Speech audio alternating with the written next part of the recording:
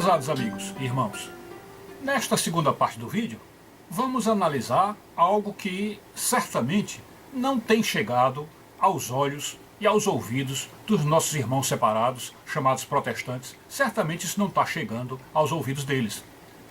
Eles, por exemplo, sempre questionaram a questão da legitimidade, da autoridade da Igreja Católica como sendo a igreja fundada por Jesus.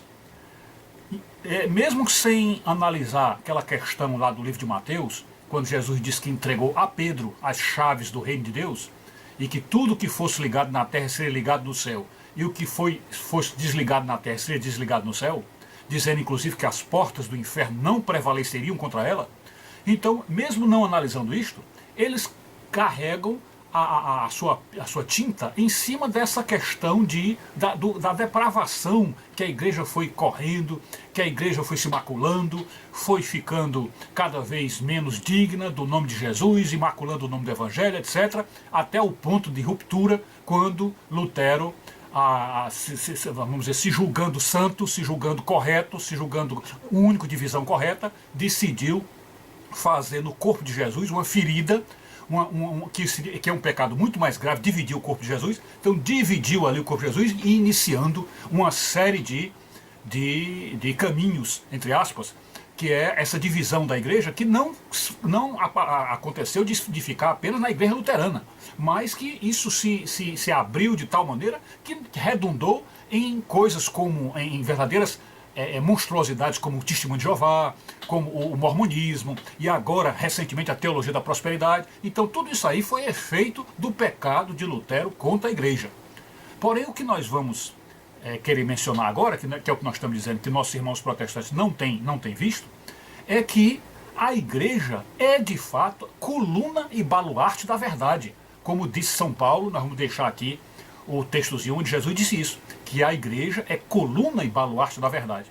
E isto aí tem algo a ver com o amor de Cristo pela igreja. Esse amor de Cristo pela igreja é de tal modo que a igreja é chamada de noiva do Senhor. Noiva do Senhor. E a igreja própria, como esta noiva, se intitula como mãe da fé, mãe dos cristãos. E de fato, esses títulos ela realmente merece. Observe bem que foi por Jesus fundar a igreja que ele deixou, vamos dizer, uma mãe geradora de cristãos no mundo, que é a igreja, que vai gerando mais cristãos e fazendo o cristianismo prosperar. Esta é a história. Só que os protestantes têm visto muito mais a igreja desses tempos, vamos dizer, de Lutero para cá, e olhando para ela apenas o que supostamente seriam os pecados da igreja, como se a igreja não fosse ter pecados. Porque evidentemente a igreja é santa e pecadora, desde o princípio Jesus sabia disso, que a igreja sempre conviveria com o pecado. Tanto é assim que houve uma ocasião em que os apóstolos ficaram dizendo assim: oh, tem aí gente que está pregando em teu nome, mas que não está seguindo conosco. Aí Jesus cortou logo e disse: olha, deixa eles pregarem, porque os que não estão conosco, se não estão falando mal de nós, então estão conosco, né? Então fazem parte do nosso grupo. E até aquele momento que os apóstolos quiseram tirar completamente do meio, descendo fogo do céu, tirar, vamos dizer, o joio do meio do trigo, e Jesus mandou dizer: olha, deixe o joio ficar no meio do trigo até que o Senhor venha, até que o Filho do Homem venha, que é aí então que haverá a separação. Então, a sujeira que iria surgir dentro da igreja com o joio entrando no meio do trigo, isso aí Jesus já sabia tranquilamente, portanto, era a profecia dele, era o destino realmente, que, vamos dizer, inevitável da igreja. Pois bem, então eles olhando esses últimos 500 anos, esses últimos tempos da igreja para cá, e olhando apenas os pecados da igreja, eles chegam a afirmar que a igreja de noiva passou a meretriz, chamada meretriz de Babilônia. Então isto aí, baseando-se no livro lá de Apocalipse, querendo identificar a igreja do Senhor como aquela meretriz. Nós inclusive já fizemos vídeo e artigos explicando de fato essa questão da igreja ter se tornado meretriz, e como de fato é isto, como que isto também é um outro sinal de que a igreja de fato é de Jesus. Porque a Escritura Sagrada, quando diz que Jesus veio buscar os doentes, veio buscar o que se havia perdido, os injustos, e não os justos, ela veio para os doentes. E Jesus veio para os doentes, não para os sãos, para os sadios. Então ele de fato veio buscar as meretrizes, os coxos, os aleijados, os endemoniados, os possessos, enfim, todos os pecadores. É exatamente para essa gente que ele veio.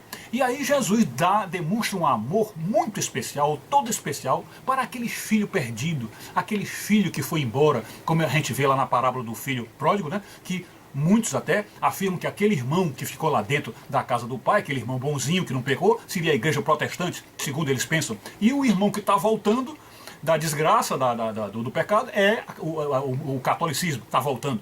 Então todas essas figuras apontam claramente para isto, deste amor que Deus tem pela chamada meretriz, que na verdade ela não é a meretriz chamada na Babilônia como sendo a mãe, a mãe do anticristo. Não, ela é apenas, na profecia, uma instituição que poderia e certamente iria condensar pecados, concentrar pecados, como algo normal, e isso tanto do ponto de vista coletivo como do ponto de vista pessoal e individual. Na nossa vida também, nós vamos sempre marchando assim de fé em fé, e Paulo diz assim, olha, aquele que está em pé, cuidado, não caia. Então isso é normal na vida do cristão.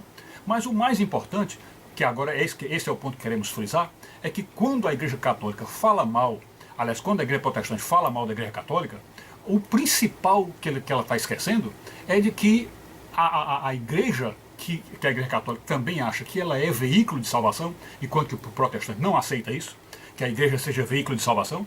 Então o que nós devemos nos lembrar agora, e até é aquilo que perguntamos no começo, como é que os irmãos protestantes não têm visto isso? É que quando Jesus fundou a Igreja, ele se identificou com ela, ou seja, ele batizou a Igreja com o nome dele. Ele se chamou de igreja. Então significa dizer que se ele se chamou de igreja, da mesma forma como diz que a igreja está no meio de nós, como também a igreja está no meio dele, né? Então se ele se identificou com a igreja, então a igreja também salva, evidentemente. E aí os irmãos protestantes vão perguntar, mas onde foi que ele se identificou com a igreja? Ora, vocês se lembram naquele episódio, muito bem lembrado pelo padre Paulo Ricardo, naquele episódio em que São Paulo, depois de receber uma ordenança lá dos sacerdotes, das autoridades, para ir perseguir a igreja, mandar matar, torturar e vamos dizer assim, judiar de cristãos, talvez jogando-os até na fogueira ou no apedrejamento. São Paulo recebeu essa ordem e saiu com os cavalos e com os cavaleiros para ir perseguir cristãos.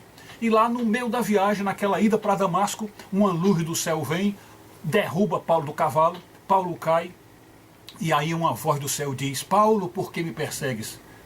Porque me persegues, me persegues. Isto é, os irmãos a quem Paulo ia perseguir, que era a igreja que estava reunida naquelas cidades circunvizinhas, era a igreja nascente, a igreja do Senhor que estava ali.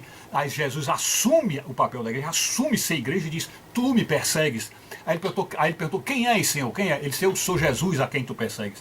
Então isso mostra que Jesus assumiu a igreja.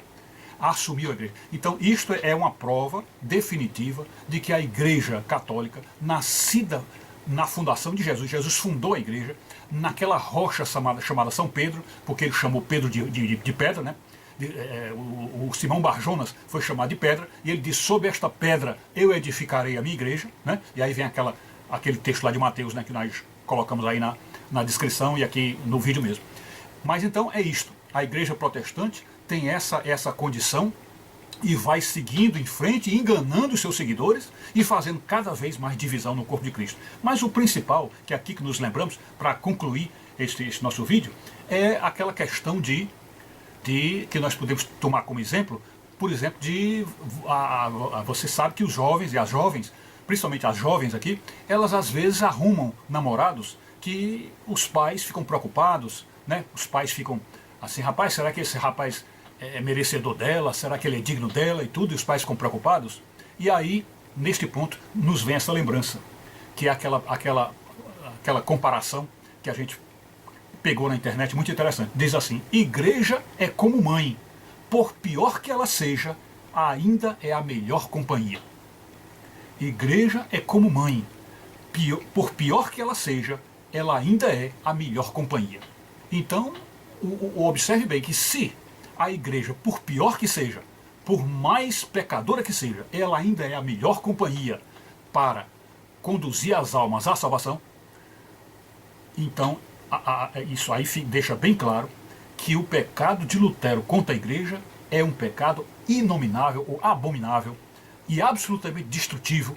E hoje, só hoje, depois de olhar o que tem feito, as desgraças que tem feito a teologia da prosperidade e o neopentecostalismo, depois disso é que a gente vê o tamanho do mal que Lutero fez em lutar contra a Igreja Católica. E como vocês mesmos sabem, naquele parecer lá do livro de Atos, né, depois vou deixar aqui também na descrição, quando ele diz assim, olha, se este movimento é dos homens, ele perecerá, e se é de Deus, ele perdurará. E daí que se podia pensar, por que a igreja até agora não morreu? Porque Deus é quem a sustenta, Deus é quem está sustentando. Se fosse de homens, já teria sido destruído. É isso.